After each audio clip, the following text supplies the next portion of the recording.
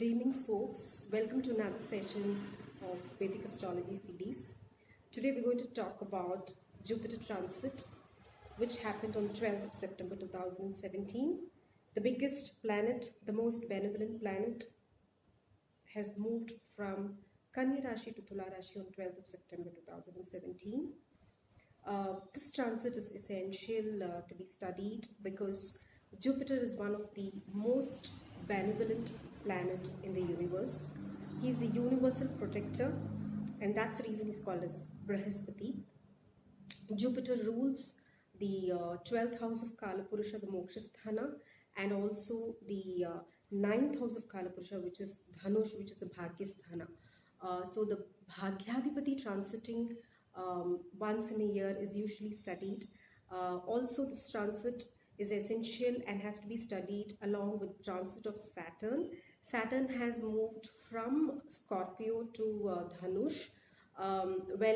It had moved and now it actually has moved back to Scorpio, and finally it's taking a final toll to settle down in Dhanush on 26th of October.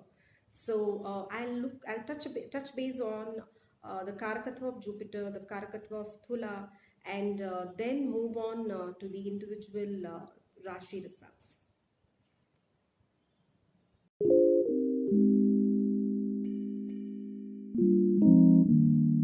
Talking about Jupiter transit, we should also look at the position of Saturn as we speak now.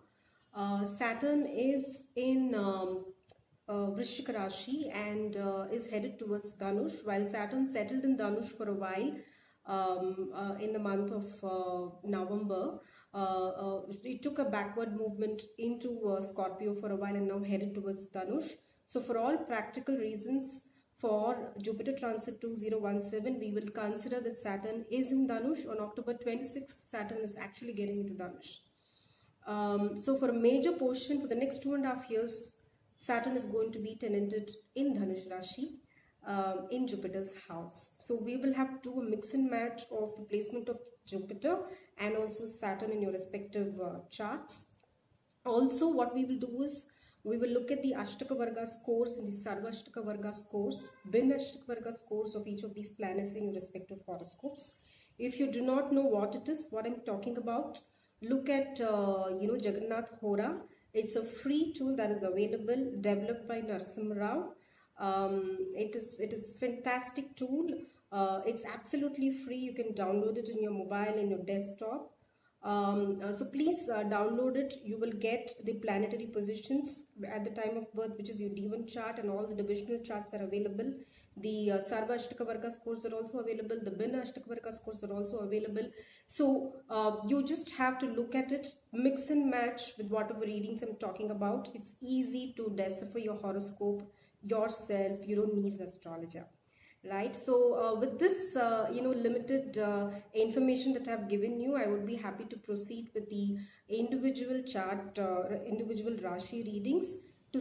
Okay, so let's do Karkataka Simha and Kanya Rashi in this series. To start with, I'll pull up the chart for Karkataka Rashi.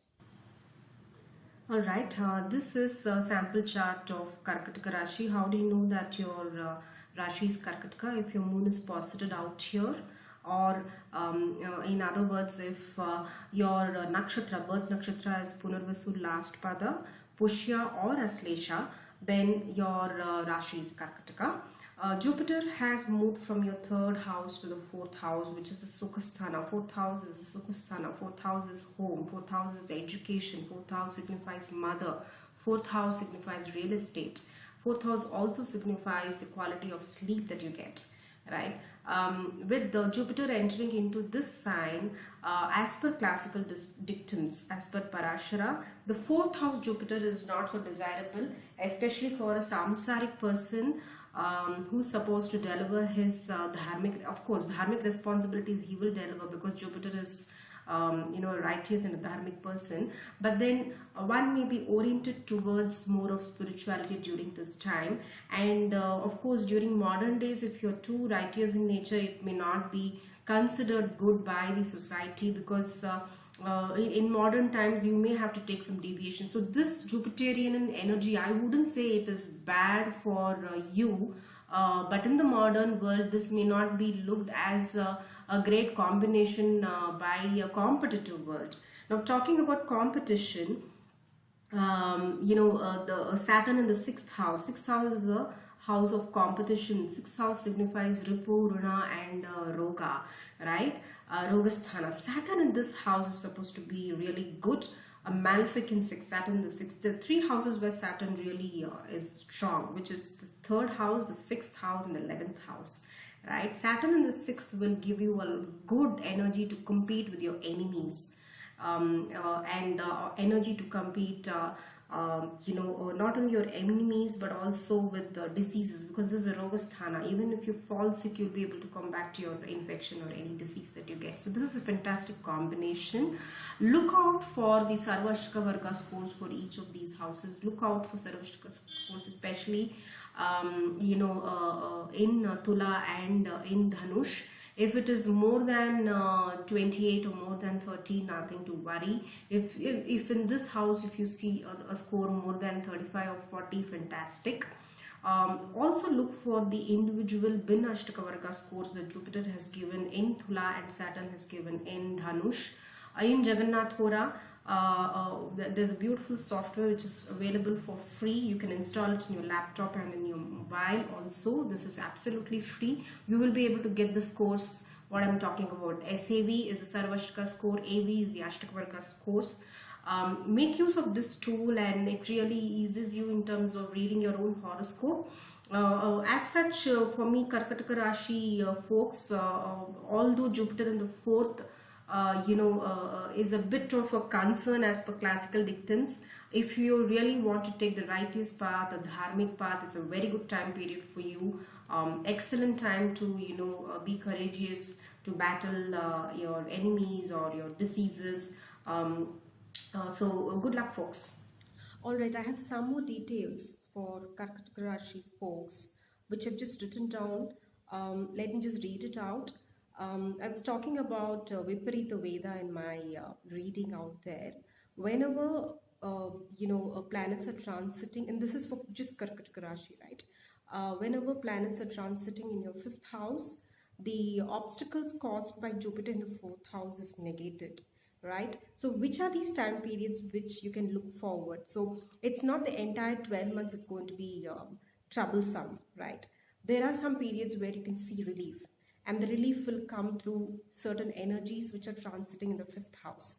What are those time periods? In the month of November 2017, you will see Mercury transiting in your fifth house, Scorpio. In the month of December, you will see Venus and Sun transiting in your fifth house.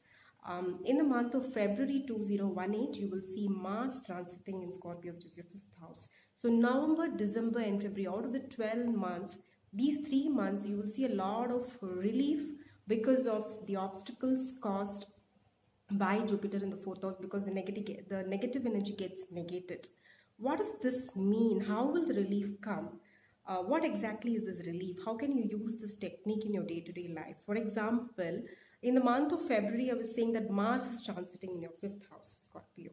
What does Mars signify? Mars signifies brothers. Mars signifies blood relatives.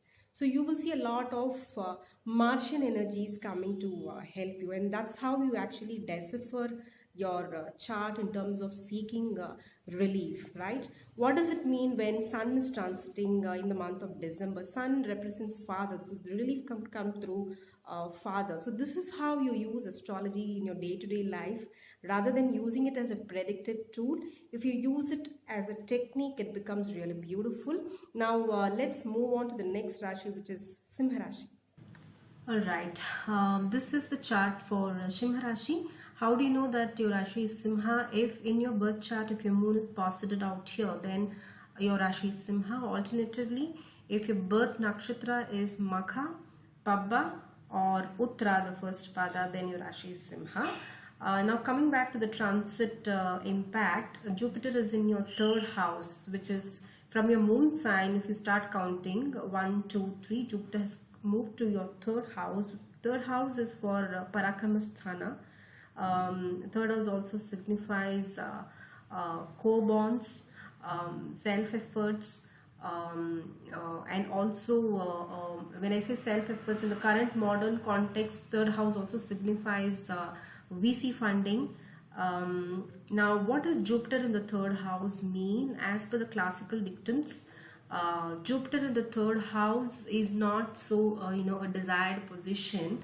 The reason being, if you look at this position, especially Thula, which is the seventh house of Kala Purusha. The Kala Purusha starts from here, so from Mesha. So if you start counting from Mesha, Thula is the seventh house. 1, 2, 3, 4, 5, 6, 7, and this is a house of partnership, business, a house of spouse, business planning, etc. And Jupiter is also a planet of business, wealth, money, children, right? Now, if you marry all of this, as per the dictums, now coming back to the classical dictums, the dictums clearly says that there could be a loss in your business.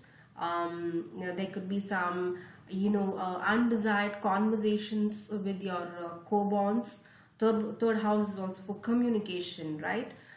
There could also be, a loss of position, a loss in business, and also there could be some, something related to diseases. You can suffer from, diseases. So this is what the classical dictum says. And Jupiter being a planet of, Airy Tattva, it's phlegmatic as well, and sitting in an Airy Tattva Rashi.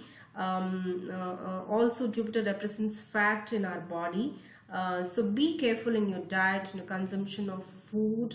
Go for a good health check and take care of your health. Get into a fitness regime is my advice. Now coming to Saturn's position, because any Jupiter transit also need to be read with position of Saturn. Saturn is actually in your fifth house from your moon sign, right? Fifth house is a Purapurnisthana. Fifth house signifies children. Fifth house signifies higher learning, higher education. And fifth house is also, intelligence. When I say higher education, it's also a high level of intelligence is seen here. Your mind, the quality of mind is seen here. And speculation, in share market, wealth through speculation is seen in the fifth house. So somebody with a strong sixth house can very well can get a lot of gains through speculation. So this is primarily the fifth house. So Saturn in the fifth is not a desired position. All the bhavakarakatwas of the fifth house is getting impacted because of Saturn in the in the Trikonasthana, I would say, right? Now this again, when you marry it with Jupiter being a Karaka for wealth, and also for Karaka for business, and also Karaka for children, definitely there is some obstacle or not so desired stuff happening related to children and wealth. Be careful if you're speculating in the share market, if you're with your investments. Let it be very, very thoughtful before you could actually venture into any investments in the share market, right? So that's about it. There are also some negations that happen, some periods of negation when when some planet is transiting out here in the 7th house and in the 11th house. So watch out for planets transiting. Those months where certain planets are transiting in the 7th house and out here in Mithuna, there will be good amount of relief. So it's not the entire 12 months is going to be difficult for you. Alright, Simha Rashi folks, let me give you the exact time period where you can see some relief using the Viparita Veda concept that I was talking about. So watch out for, I've just written it down, I'll just read it. Watch out for planets transiting in Kumbha. Whenever planets are transiting in Kumbha, you will see relief. Whenever planets are transiting in Gemini, you will see some relief because the negative effects of Jupiter is nullified because of this placement as per classical dictums. It does work. I've seen it working in many charts. So out of this 12-month period, which are these months, February you will see Venus transiting in Kumbha. Of course, Sun is also transiting in the month of February and March in Kumbha. So that's the time period where you can see some relief coming in. Then in Mithuna, in the month of June, Mercury is transiting in Mithuna. You will see good amount of relief during that time period. So make use of these periods to get some relief. And how do you get the relief? Going by the Karakatva of the planet. For example, if it is Venus is Venusian energy. You can get relief by seeking support from ladies at home or ladies at work. So Venusian personality is trying to give you relief, right? Sun signifies father. So during the month of February and March, when Sun is transiting in Kumbha, there could be some help if you approach your father, right? Mercury represents your greater network circles. So this is how you actually use astrology. I'd love to hear, get feedback from you on this technique if you've used, and if it has worked, please do drop a note to me. Here's the chart for Kanya Rashi. How do you know that your moon sign is Kanya? If in your natal chart, if you see your moon out here, then your Rashi is Kanya. Alternatively, another way to find out is if your birth nakshatra is Uttara, last 3 padas, Hasta, all the 4 padas, and Chitta, the first 2 padas, then your Rashi is Kanya Rashi. Now, as far as Jupiter transit is concerned, Jupiter has moved from your moon sign. All the while, Jupiter was in your moon sign, and it has now moved to the second house, which is Tula. What is second house? So, primarily, you've come out of your Janma Guru, and Jupiter in the second house triggers Guru Pala. And what is second house? Second house is for family, immediate family. Second house is for primary education. Second house is for wealth, liquidity. The source of income is seen. Inheritance is seen in second house. Speech is seen in second house, right? So these are the primary signification of the second house. And Jupiter's Karakatva is related to children, related to wealth, liquidity, metal, gold. So Dhanakaraka and Santanakaraka, right? So if you marry all of this position of Jupiter will enhance all these Karakatvas. There could be expansion of family. There could be, acquisition of wealth, probably, marriage, probably finding your spouse, probably finding a business partner, the right business partner. All this is seen in this period, next 1 year period. Is that all? Is this the only combination that works? No, this is just one such combination of Jupiter in the second house. It has to be tallied with your Lagna, Ashtakavarga scores, Sarvashtakavarga scores, etc. I'm just looking at your Rashi and deciphering this, and this is what classical dictums say. Now, the major thing that needs to be, read for Jupiter transit is also the Saturn's transit. On October 26th, Saturn is moving from Vrishchika Rashi to Dhanush Rashi, and for the next 2.5 years, Saturn is going to be posited out here. This position of Saturn is something that we need to read for sure. The reason being, the 4th house of Saturn is not considered to be a desirable place to be in. Let me not overcomplicate or be too negative about this placement. If we have to look at all what we spoke now in terms of acquisition of wealth, expansion of family, overall prosperity, it does not come so easily. We need to put in a lot of hard work, right? That's what is Karmakaraka Saturn here. Saturn, the Karmakaraka. 4th house is Sukhasthana. 4th house is for travel. 4th house is for mother. 4th house is for education. 4th house is Sukhasthana. Saturn means efforts. Saturn means delay. Saturn means struggle, right? 4th house is also for sleep. 4th house is also for four-wheelers, right? Communication, commuting, right? So if you marry all of these tattvas, all what is seen here will come after a lot of hard work. Probably you may have to do a lot of hard work. Probably you may have to travel, because 4 and 10 are just opposite to each other. Because of 10 is actually your service, your work. Because of work reasons, probably you may get a promotion, and that means that you may have to take a transfer to an alternative place wherein you get paid more than what you're getting right now. So this could result in moving your residence, and hence expenses can arise because of shifting houses, right? But this increase in expense may not hit you that much because Jupiter in the second will take care of your liquidity and will bestow you with more money, right? So this is what Guru Phala does. Guru Phala, the experience of all these troubles that you see here is negated by this placement of Jupiter in the second, right? So overall next 1 year period is looking good, although this position of Saturn is means that you need to do a lot of hard work, right? All the best. Well, I was just mentioning about the Viparita Veda, which is any planet which transits in your 12th house from your moon sign can actually cause Veda to the Jupiter in second.